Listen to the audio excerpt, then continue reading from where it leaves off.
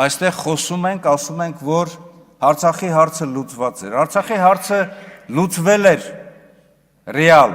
բայց բանակցային գործընթացը պետք է շարունակվեր, որպեսզի մենք հասնեինք հաջողությունների։ Եվ դուք եք ձախողել, ձեր ղեկավարն է բանակցային գործընթացը եւ իրեն տված առաջարկությունները թեկուզ փող զիջումային, մի խանգարեք, խնդրում եմ, թեկուզ փող զիջումային տարբերակով հասնել հաջողությունների։ Այս իրականության մեջ, երբ որ մենք տեսնում ենք, թե 44 օրյա պատերազմի ընթացքում ինչ է կատարվել, ես նորից ասում եմ հետևյալը, որ բանակը ի վիճակի է եղել պաշտպանել մեր հայրենիքը։